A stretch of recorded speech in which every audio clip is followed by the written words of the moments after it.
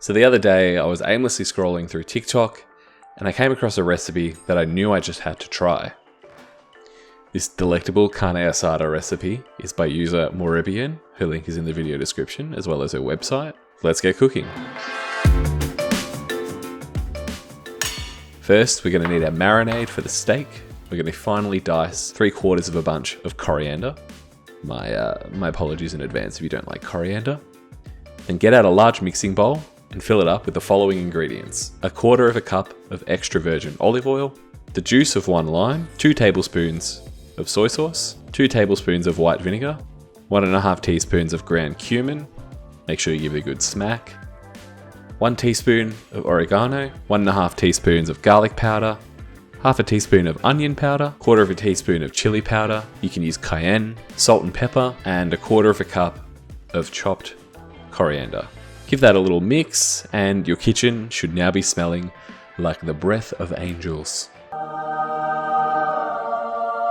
Then we're going to get our 500 grams of flank steak, put that inside a sealable bag, slather over our delicious marinade. Flank steak is good for tacos as it's tender when it's cooked and we'll get a nice char when we grill it after it's finished marinating in the fridge for 4 hours or up to overnight.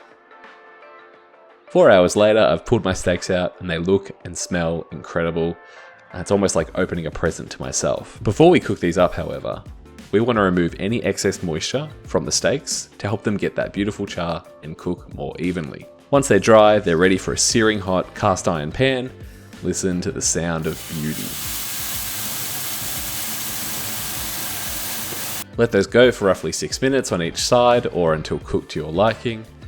Whilst I'm doing this, I'm just heating up some flour tortillas on a separate pan, medium heat, to use for when we assemble our tacos. Ooh, baby, look at that char. Once these babies are done, transfer to a cutting board and get ready to slice up. So have a look at your steak and identify the muscle fibers that run across the meat. You want to cut alongside these, not with them, so that your steak you just spent hours of your life on comes out tender and just melts in your mouth. I've just cut up a red onion and my leftover coriander for toppings, along with cotija cheese. If you don't have that, then feta is an acceptable substitute. Once your steak is sliced up, you're ready to assemble your beautiful carne asada taco.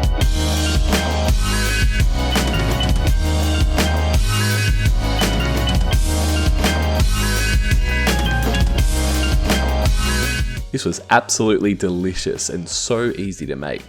Thanks again to Moribian for the recipe, and thank you for watching. See you next time.